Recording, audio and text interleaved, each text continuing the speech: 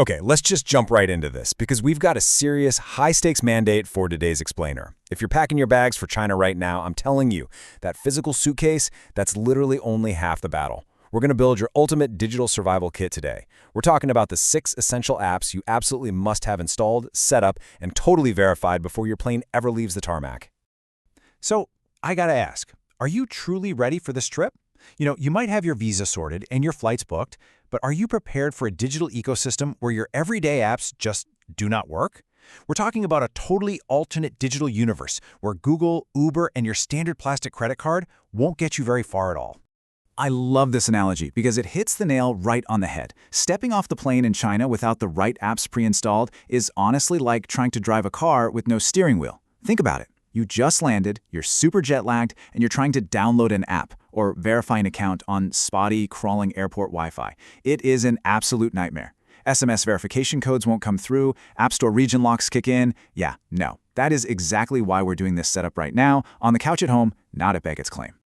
So, here's our game plan. We're going to hit the pre-flight mandate, move into the absolute foundation, which is payments, then figure out moving around with maps and rides. After that, we'll secure your resting and traveling with bookings, break through the language barrier for communicating, and finally, get to the best part, exploring for food.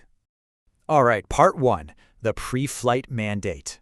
Look, we really need to talk about why being digitally prepared is completely non-negotiable in modern China. Over 90% of transactions in major cities are cashless. 90%! Whether you're buying a tiny 3 yuan bottle of water at a corner store or settling a massive luxury hotel bill, it's all done with a quick QR code scan. Now sure, cash is legally accepted, but pulling out paper money is kind of awkward now. Vendors often won't even have change for you. You really don't want to miss out on the incredible convenience of scanning to pay. That's why this setup is crucial. Which brings us to part 2, the foundation, payments. If you only take away one single thing from this whole explainer, make it this. Alipay and WeChat Pay are the absolute core of your trip. Literally everything else you do is built on top of these 2 platforms. When comparing these 2 heavyweights, if you're a first-time visitor, Alipay is your gold standard. It's the absolute best starting point. The English interface is stellar, and linking a foreign Visa or MasterCard is actually incredibly smooth. WeChat Pay, also totally vital, especially since it's baked into China's biggest messaging app. But the setup can be a little fussier for foreigners. So pro move, download and set up both for sure, but rely on Alipay as your main day-to-day wallet. Now, you might hear people call these super apps, and the reason for that is something called mini programs. The beauty here is that you don't need to juggle 20 different apps on your trip, because Alipay and WeChat act almost like their own operating systems. Right inside them, you just open a mini program to hail a Didi ride, grab a shared bike off the sidewalk, or order a coffee. Once you've got it running, it's this wonderfully streamlined ecosystem. But here's the catch. To get it running, you have to follow these 4 steps before you leave home. Download the app, verify your passport with a quick photo and a facial recognition selfie, link your foreign credit card, and if you can, test a transaction. Why at home? Because when you link that card, your home bank is going to shoot you an SMS authentication code. You need your regular home cellular network active so you actually get that text without a hitch. Trust me on this one. Okay, part 3, moving around, maps and rides. So you've got the power to pay. Awesome. But how do you actually get around and replace everyday tools like Google Maps and Uber? Well, if you try to pull up Google Maps in mainland China, you're going to have a bad time. The mapping data is super outdated, and there are these really frustrating GPS offset errors, meaning that little blue dot showing where you are could be literal blocks away from your actual location. Not helpful. Instead, you need Apple Maps, Amap, and Didi. If you're on an iPhone, Apple Maps is genuinely fantastic there. It pulls local Chinese mapping data, but displays it all in English. And for rides, you want Didi.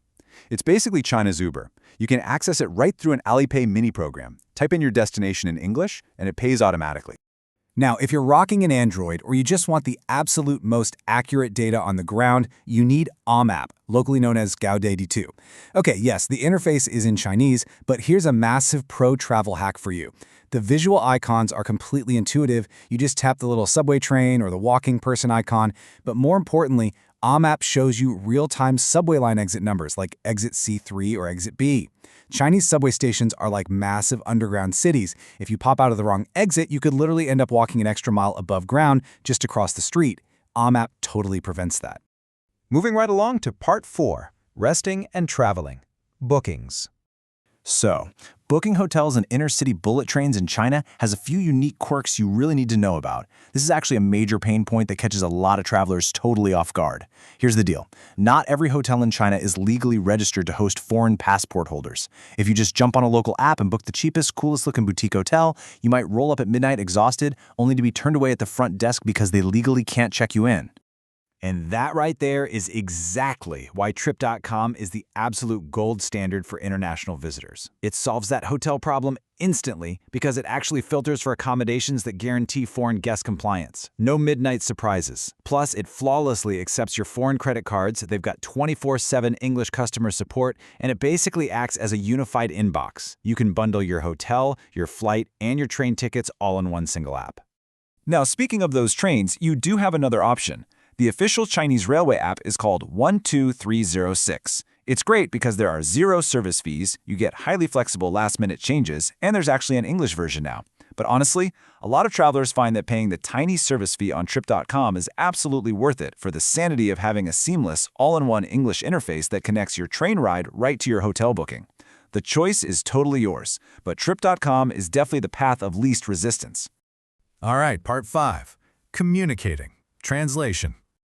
Let's talk about the digital tools you need to break through that intimidating language barrier, especially when you find yourself completely offline.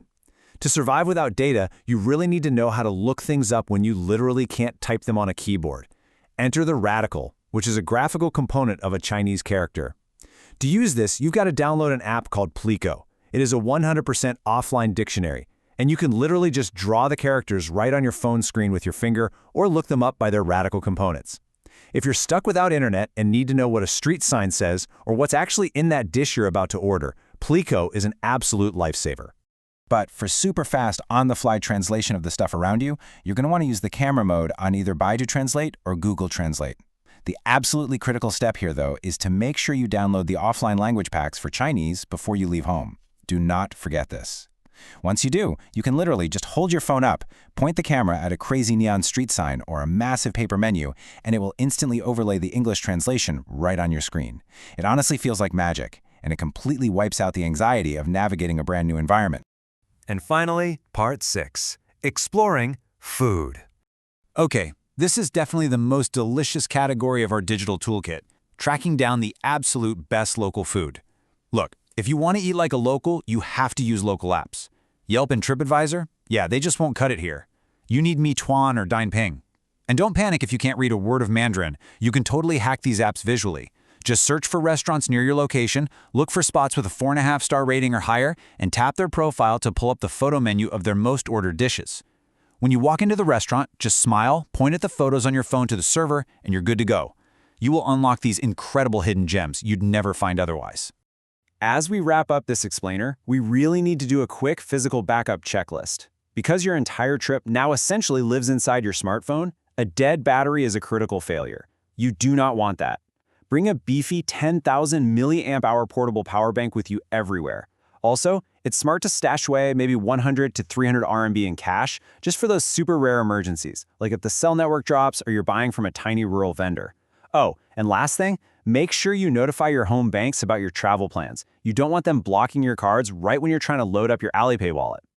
So there you have it. You are now fully, completely digitally equipped. Your apps are downloaded, your passport is verified, and your cards are locked and loaded. That pre-trip anxiety about navigating a totally foreign digital ecosystem? Gone. You're ready. So the only question I have left for you is this. With this powerful digital survival kit right there in your pocket, what hidden corners of China are you going to confidently unlock first? Thanks for hanging out with me for this explainer, and hey, happy travels!